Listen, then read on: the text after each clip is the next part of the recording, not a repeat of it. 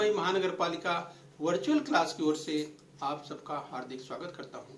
बच्चों, वैश्विक महामारी के चलते इस वर्ष पठन पाठन का कार्यक्रम प्रभावित हो रहा है। ऐसे में हमारी बृहन मुंबई महानगर पालिका ने प्रत्येक विद्यार्थी तक ऑनलाइन शिक्षण पहुंचाने की व्यवस्था की है।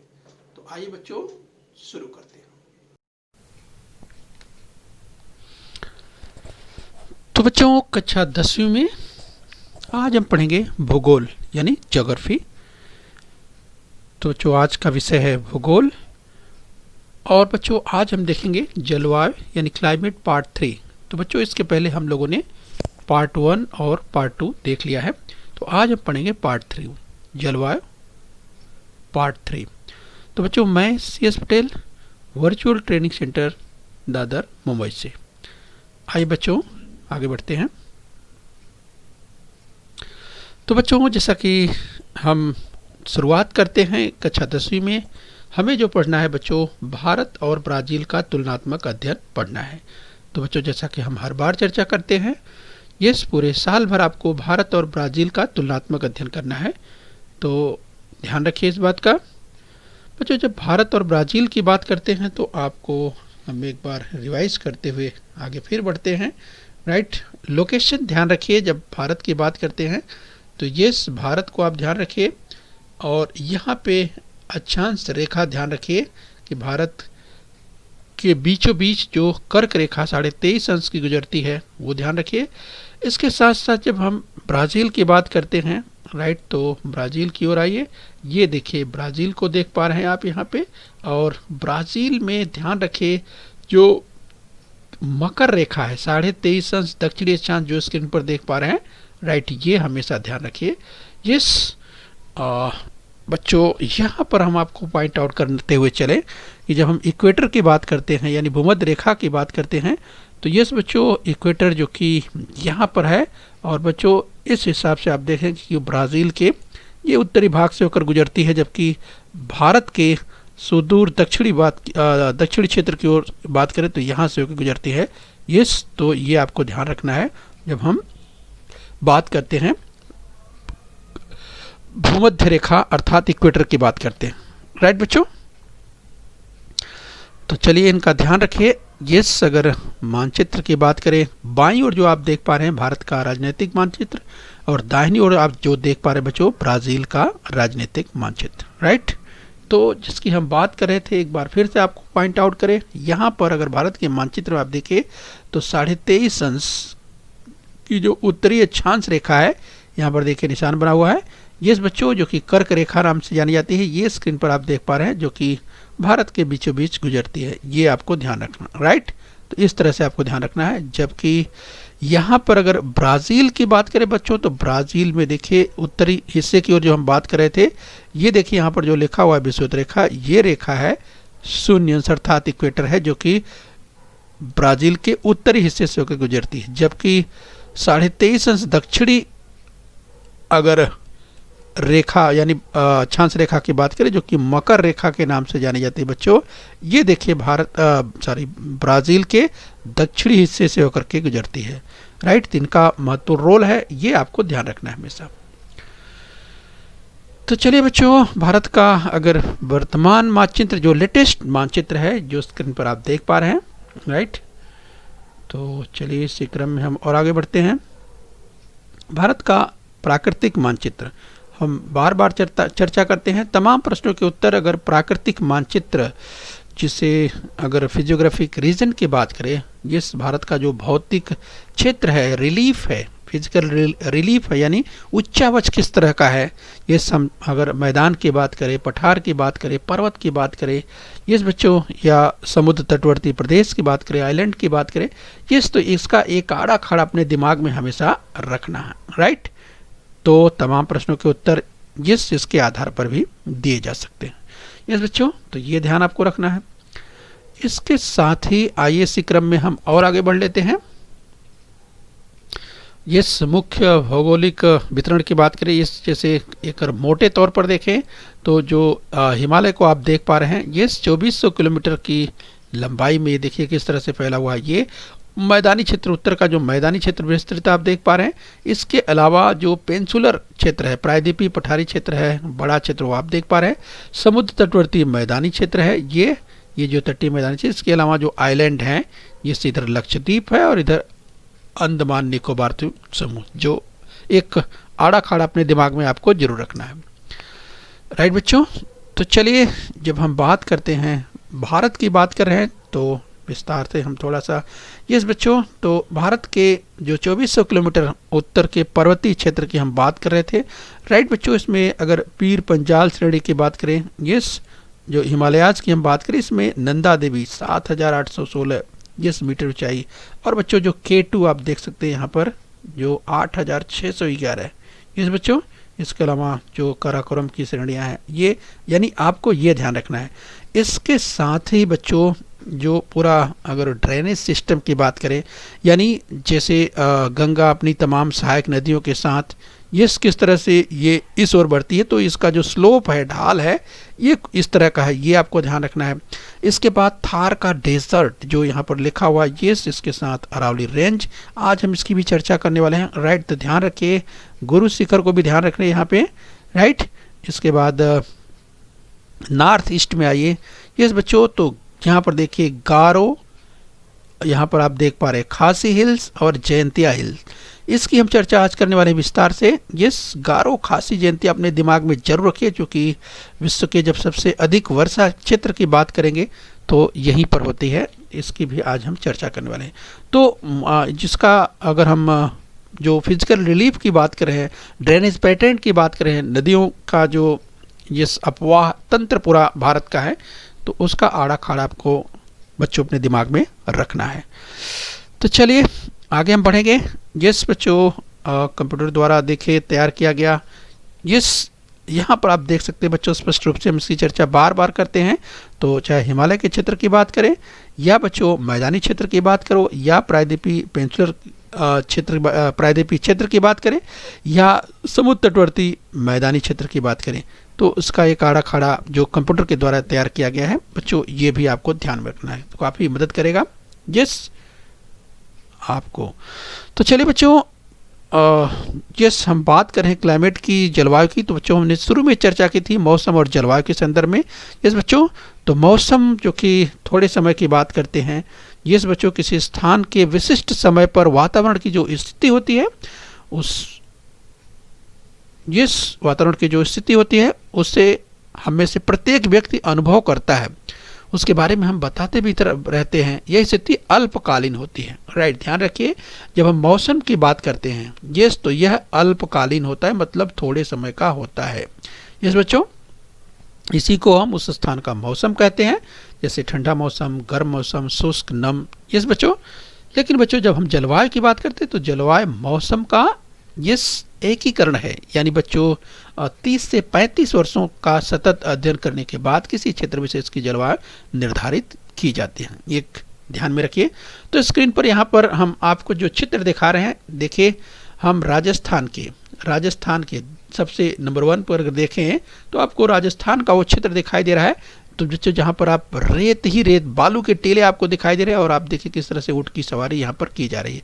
इसके अलावा बच्चों हम आज जो बात करने वाले, जैसे रेनी सीजन की बात करें, जहाँ वर्षा की हम थोड़ी चर्चा करते हुए जरूर आगे बढ़ेंगे और बताएंगे कि विश्व में सबसे अधिक वर्षा भारत के किस क्षेत्र में और कहाँ और क्यों होती है, ये भी आज हम देखने वाले हैं।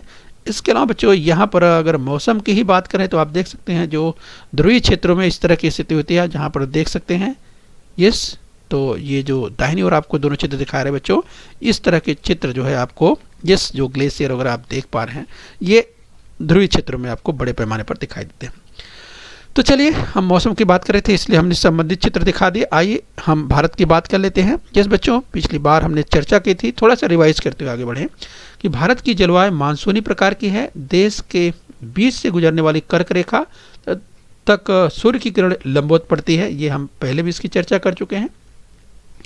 इसलिए इस प्रदेश में औसत वार्षिक वर्षा, औसत वार्षिक तापमान अधिक होता है और दक्षिण की ओर बढ़ता जाता है। तो भारत में अगर टेम्परेचर की बात करें, तापमान की बात करें, राइट बच्चों, जहाँ पर आप देखेंगे उत्तर की ओर, आप यहाँ देखिए जहाँ 20 अंश सेंटीग्रेड आपको दिखाई दे रहा है, इस दक्षिण की ओर आप बढ़ते हैं तो जो आप दक्षिण की ओर बढ़ते हैं तो जहाँ देखिए 26 है, इस बच्चों यहाँ आपको 29 अंश सेंटीग्रेड तापमान दिखाई दे रहा है। तो इस तरह तापमान दक्षिण की ओर आपको बढ़ता हुआ दिखाई देता है।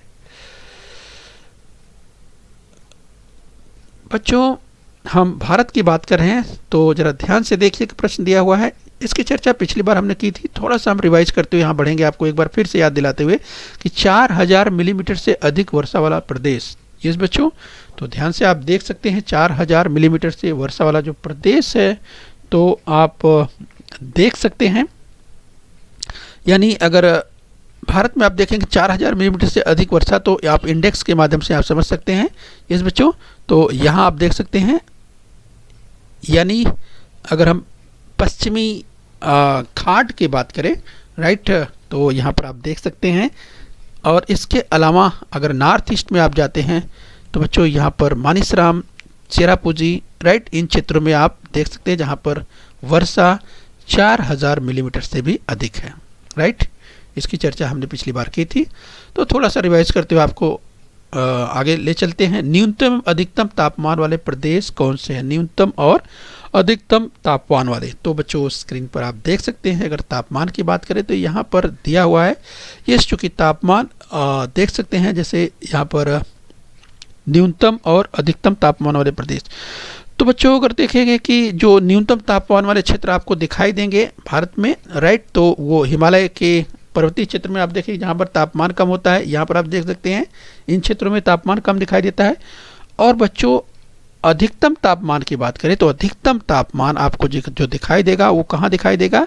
ये आपको दिखाई देगा थार व प्रायद्वीपीय क्षेत्र में। यानी थार की बात करें, थार का जो डेजर्ट है, इस क्षेत्र में आप अधिकतम तापमान देख सकते हैं। और इसके अलावा बच्चों आपको जो प्रायद्वीपीय क्षेत्र है, जैसे ये प्रायद्वीपीय जो क्षेत्र आपको दिखाई दे रहा है, यहाँ पे आप देख सकते हैं बच्चों तापमान आपको अधिक दिखाई दे रहा है। इस तो जो पेंसिलर एरिया है, प्रायद्वीपीय क्षेत्र है यहाँ, और थार के डेजर्ट की जो बात करें यहाँ भी आपको तापमान अधिक दिखाई दे रहा है। आइए बच्चे एक प्रश्न और देखते हैं, राइट, तो ध्यान से देखिए तापमान किस दिशा में बढ़ रहा है? राइट, तापमान किस दिशा में बढ़ रहा है?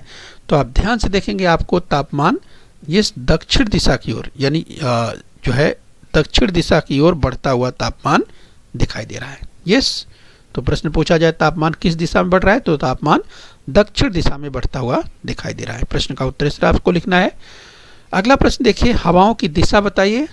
राइट बच्चों, अगर हवाओं की दिशा की बात करें तो यहाँ पर हवाएं देख सकते हैं, हवाओं की जो दिशा है बच्चों, आप यहाँ पर जो हवाएं दी गई है ये मानसूनी हवाएं हैं। राइट, और हवाओं की दिशा क्या है बच्चों?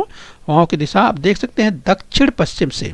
यस, तो आप देख सकते हैं दक्षिण पश्चिम से जो हवाएं हैं वो आप देखिए, यहाँ देख सकते हैं दक्षिण पश्चिम से हवाएं आपको इस आगे बढ़ती हुई उत्तर पूर्व की ओर बढ़ती हुई दिखाई दे रही हैं।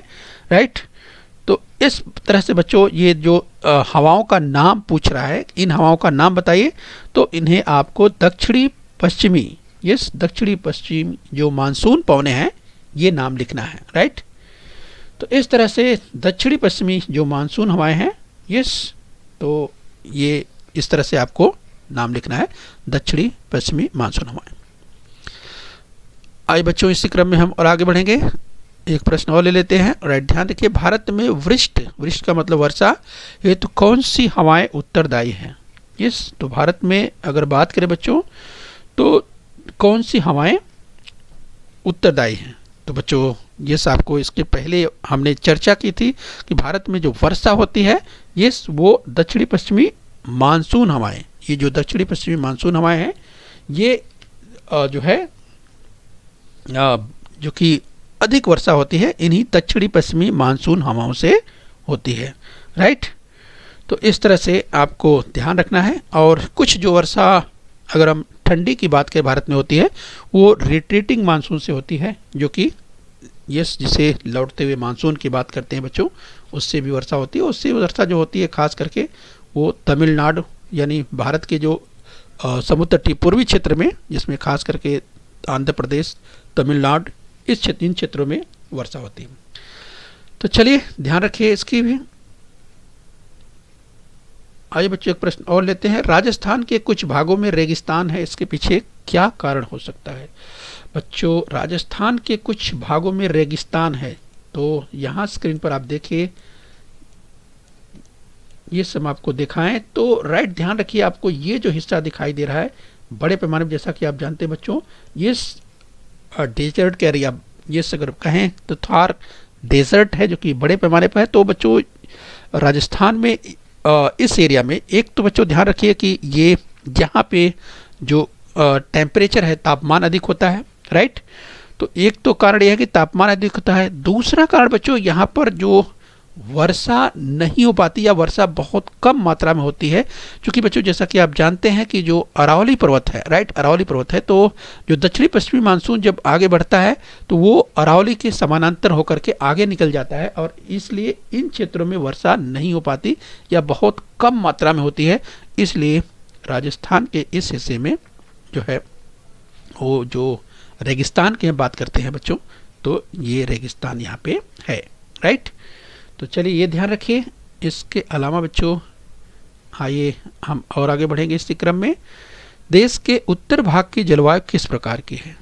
इस बच्चों अगर उत्तरी भाग की बात करें, देश के जो उत्तरी भाग की अगर जलवायु की बात करें बच्चों, तो देश के उत्तरी भाग की जलवायु अगर नॉर्थ की एरिया की बात, चूँकि मौसम यहाँ पे जो उत्तर के क्षेत्र की बात करें तो उत्तरी क्षेत्र में मौसम ठंडा होता है, अर्थात तापमान कम होता है। इसीलिए बच्चों देश के उत्तरी हिस्से में जो है वो अपेक्षाकृत तापमान कम होता है, ये आपको ध्यान रखना है। आइए बच्चों इसी क्रम में हम और आगे बढ़ें। भारत में से गुजरने वाली एवं जलवायु को प्रभावित करने वाली प्रमुख अक्षांश रेखा दर्शाइए। अगर ये पूछता है यस बच्चों, तो भारत में से गुजरने वाली एवं जलवायु को प्रभावित करने वाली प्रमुख अक्षांश रेखा दर्शाना है, राइट। तो इसके लिए बच्चों आपको सहारा लेना है 2.1 का, तो ध्यान से स्क्रीन पर देख सकते हैं, यहाँ पे दर्शाया है जिसकी हम बात कर रहे हैं। जो पूछा गया प्रश्न है जलवायु को प्रभावित करने वाली प्रमुख अक्षांश रेखा, वह है कर्क रेखा, राइट बच्चों। तो यहाँ पे स्क्रीन पर आप देख सकते हैं 23.5 अंश उत्तरी अक्षांश रेखा, जो कि ये बच्चों ये है कर्क रेखा, यहाँ पे लिखा हुआ है, राइट। तो इस तरह से बच्चों ध्यान रखिए, जब अगर पूछा जाता है तो आपको लिखना है कर्क रेखा, भारत में गुजरने वाली एवं जलवायु को प्रभावित करने वाली प्रमुख अक्षांश रेखा, राइट। तो ये आपको ध्यान रखना है। आइए बच्चों आगे चलेंगे, एक प्रश्न और लेते हैं, जरा ध्यान से देखिए। भारत के प्रायद्वीपीय पठार के कौन से भाग में अर्ध शुष्क स्थिति पाई जाती है, उसके पीछे क्या कारण हो सकता है? तो प्रश्न पूछा गया है कि प्रायद्वीपीय पठार के कौन से भाग में अर्ध शुष्क यानी जिसे सेमी एरिड एरिया कहते हैं। तो ध्यान रखिए बच्चों, जैसा कि आप जानते हैं कि भारत में जो वर्षा होती है, दक्षिणी पश्चिमी मानसून की जो बात करते हैं, ये जब मानसूनी हवाएं आगे बढ़ती है तो ये जो यहाँ पर जो पर्वतीय क्षेत्र बच्चों, अगर हम यह कहें कि वेस्टर्न घाट की जो बात करते हैं, ये तो बच्चों यहाँ पर इसके पूर्व या पश्चिम की ओर, यानी ये जो पर्वतीय क्षेत्र पठारी क्षेत्र हैं, तो इसके पश्चिमी क्षेत्र में ओरोग्राफिक या पर्वत की जो वर्षा होती है बड़े पैमाने पर हो जाती है।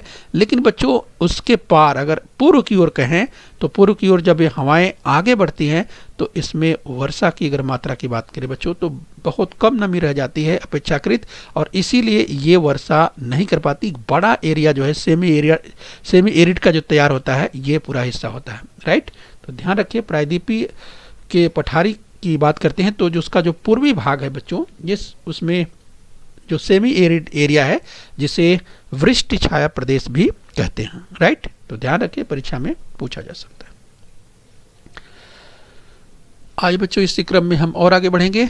हम भारत के बारे में अध्ययन कर रहे हैं, राइट। तो भारत में देखिए बच्चों, वर्षा के कारण जो परिवहन की स्थिति, परिवहन अवरोध की स्थिति होती है इस वर्षा काल में, तो आप देख सकते हैं ऐसी स्थिति होती है, परिवहन अवरोध भारत में आप देख पा रहे हैं। भारत में ऐसी स्थिति होती है खास करके जुलाई और अगस्त के महीने में, जून जुलाई अगस्त और कभी कभी सितंबर के महीने में भी। बच्चों हम यहाँ पर आपको बताना चाहें, जब सूखे की स्थिति की बात करते हैं तो देख सकते हैं सूखा प्रभावित शुष्क भूमि बच्चों, ऐसे में जब वर्षा नहीं होती जिन क्षेत्रों में, ऐसे में खेत की क्या स्थिति होती है बच्चों देख सकते हैं, और एक बड़ी समस्या हो जाती है जब वर्षा नहीं होती। तो ऐसे शुष्क भूमि की बात करें, शुष्क क्षेत्र की बात करें, राइट, जहाँ पर फसल के लिए तमाम प्रकार की समस्या उत्पन्न हो जाती है। सूखा प्रभावित क्षेत्र आप देख पा रहे हैं। बच्चों अगर हिमपात की बात करें, यस, तो भारत के, यस बच्चों, अगर हम उत्तरी क्षेत्र की बात करें, यस, जहाँ पर टेम्परेचर जो तापमान है सर्दियों में काफ़ी कम हो जाता है बच्चों, बड़े पैमाने पर जो है हिमपात होता है। यस, तो भारत के उत्तरी क्षेत्र में बड़े पैमाने पर हिमपात होता है, ये आपको ध्यान रखना है। चलिए हम भारत की बात कर रहे हैं, तो बच्चों भारत में कुआं जल आपूर्ति का एक साधन, एक बड़ा साधन बच्चों, अभी भी तमाम भारत के क्षेत्रों की अगर बात करें जहां पर कुआं जो है जल आपूर्ति का एक महत्वपूर्ण माध्यम साधन बना हुआ है। राइट, स्क्रीन पर आप देख सकते हैं किस तरह से कुएं द्वारा जल की आपूर्ति की जा रही है। बच्चों अगर धान की खेती की बात करें तो भारत में धान की खेती आप देख सकते हैं किस तरह से लोग इस धान की रोपाई की जा रही है। यस बच्चों, तो खास करके मैदानी क्षेत्रों में ऐसे बड़े पैमाने पर जो है, यस, जहाँ पर धान अर्थात चावल की खेती की बात करते हैं बड़े पैमाने पर, तो यस, गेहूं और चावल का उत्पादन बड़ी मात्रा में। यस बच्चों, आइए इसी क्रम में हम आगे बढ़ेंगे। बच्चों क्या आप जानते हैं राजस्थान के गंगानगर में जून महीने में जो तापमान है बच्चों 50 अंश सेंटीग्रेड तक पहुंच जाता है। बच्चों अगर गंगानगर की बात करें तो ये राजस्थान में गंगानगर बच्चों यहाँ पर करीब क्षेत्र है गंगानगर का जहाँ पर तापमान 50 अंश सेंटीग्रेड तक पहुंच जाता है। सोचिए 50 अंश सेंटीग्रेड बहुत होता है। उसी तरह से अगर कारगिल की बात करें तो बच्चों सर्दियों में कारगिल में तापमान -48 -48 डिग्री तापमान हो जाता है। बच्चों अगर कारगिल की बात करो तो कारगिल इस क्षेत्र में, जम्मू कश्मीर के इस क्षेत्र में ध्यान से देखें -48 बच्चों, जहाँ पर गंगानगर में 50 अंश सेंटीग्रेड तापमान होता है वहाँ जलने की स्थिति हो जाती है। लेकिन अगर -48 की बात करें बच्चों, जहाँ शून्य अंश पर पानी जमने लगता है, तो आप कितना तापमान कम हो जाता है कारगिल में सर्दियों में, आप समझ सकते हैं। राइट, ये आपको ध्यान रखना है।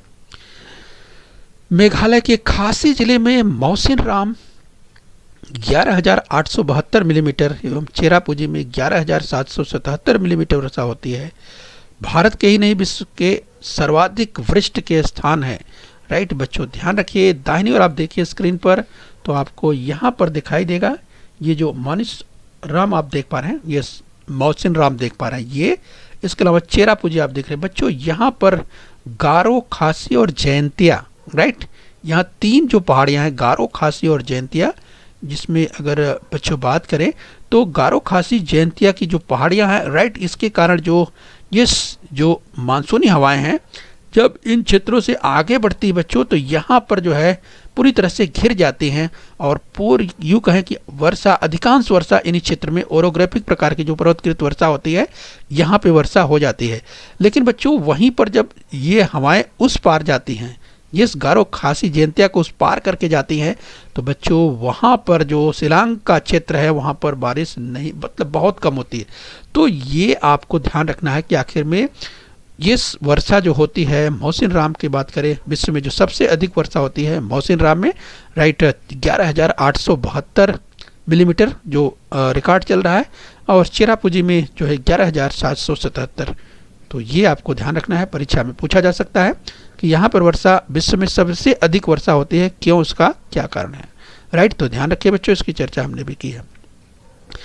पश्चिम राजस्थान का जैसलमेर भारत का सबसे सूखा प्रदेश है जहाँ साल भर औसतन 120 मिलीमीटर से भी कम वर्षा होती है। राइट, हमने बच्चों अगर राजस्थान की बात करें, यस, राजस्थान जैसा कि हमने यहाँ पर इसकी चर्चा की थी, यस, तो ये जो क्षेत्र है बच्चों जो स्क्रीन पर आप देख पा रहे हैं, यहाँ पर अगर आप इसकी अगर बात करें तो यहाँ पर जो तापमान है अधिक होता है, यस, और जो वर्षा की बात करें तो वर्षा भी बहुत कम है, केवल 120 मिलीमीटर, जो कि बहुत ही कम है। तो ऐसे क्षेत्र में बहुत कम वर्षा होती है। वापसी के मानसून द्वारा सर्वाधिक वर्षा तमिलनाडु में होती है। बच्चों जिस रिट्रीटिंग मानसून की बात कर रहे थे, यानी बच्चों जब अगर इस क्षेत्र में जब अगर जो विंड प्रेशर जो है यानी जब हाई यहाँ तैयार होता है यस, तो यहाँ से एच यानी विंड प्रेशर जब हाई होता है तब हवाएं जब इस तरफ से चलती है, यानी ये वापसी मानसून की बात करें, जब रोटेटिंग मानसून होता है तो बच्चों हवाएं जब यहाँ से आती तो बे ऑफ बंगाल से जो हवाएं यस इसमें से जो नमी ग्रहण करते हैं बच्चों, तो बड़ी मात्रा में ये जो तटवर्ती क्षेत्र है, राइट, तो आंध्र प्रदेश का भी आप सुनते हैं, आंध्र प्रदेश के हिस्से की बात करें या तमिलनाडु के हिस्से की बात करें तो सबसे ज़्यादा जो प्रभाव है वो तमिलनाडु में देखा जाता है। तो मानसून जो रोटेटिंग मानसून है, रोटेटिंग मानसून का सबसे अधिक प्रभाव ये जो तमिलनाडु है जिसे चेन्नई कहा जाता है, राइट बच्चों, तो इस क्षेत्र में इस बच्चों चेन्नई यानी मद्रास जो नाम था, तो हम इसकी बात करें तो तमिलनाडु जो राज्य है तमिलनाडु में सबसे अधिक, राइट। तो ध्यान रखिए बच्चों, हम जो चेन्नई की बात करें तो बच्चों पहले इसका नाम मद्रास था, उसका नाम बदलकर चेन्नई कर दिया गया है, लेकिन राज्य की जब स्टेट की बात करते हैं तो तमिलनाडु, तो तमिलनाडु में सबसे अधिक वर्षा होती है, रोटेटिंग मानसून जो भारत का वापसी का मानसून है, राइट, ये ध्यान रखिए। तो चलिए बच्चों, हम उम्मीद करते हैं ये आप समझ रहे होंगे। आइए बच्चों, हम यहाँ देख लेते हैं, हम चेरापूंजी और मोहसिन राम की एक बार और चर्चा कर लेते हैं। तो चेरापूंजी और मोहसिन राम में 11,000 मिलीमीटर से अधिक वृष्टि होती है, किंतु नज़दीक में स्थित शिलांग में केवल 1,000 मिलीमीटर, राइट। तो बच्चों कहाँ 11,000 से भी अधिक वृष्टि होती है, और जो शिलांग की हम बात करें तो उसका रीजन उसकी चर्चा बच्चों हमने यहाँ पर की थी, राइट, चूँकि मोहसिन राम यहाँ जो देख रहे हैं और चेरापूंजी देख रहे हैं 11,000 मिलीमीटर से अधिक, लेकिन बच्चों उसके पास में ही शिलांग है, क्योंकि ये जब ये हवाएं हमने जो चर्चा की गारो खासी जयंतिया जो हमने चर्चा की ये जो पहाड़ियाँ हैं इनके कारण अधिक वर्षा, तो अगर गारो खासी जयंतिया के पश्चिमी क्षेत्र की बात करें, यानी पश्चिमी क्षेत्र की बात करें तो यहाँ पर वर्षा हो जाती है दक्षिणी पश्चिमी क्षेत्र में, लेकिन जो शिलांग है बच्चों, शिलांग तक पहुँचते पहुँचते उसमें अगर नमी की मात्रा की बात करें उसमें कम हो जाती है, और इसीलिए उस क्षेत्र में शिलांग में जो है वो केवल 1,000 मिलीमीटर यानी काफ़ी वर्षा कम होती है, राइट बच्चों। ओके, तो हम उम्मीद करते हैं आपने समझ लिया। बच्चों, बृहन मुंबई महानगर पालिका के इस चैनल को सब्सक्राइब कर लीजिए और बेल आइकन प्रेस कर लीजिए। तो बच्चों, हम उम्मीद करते हैं यहाँ तक आपने समझ लिया है। आगे फिर मिलेंगे, आज के लिए इतना ही। Thank you very much.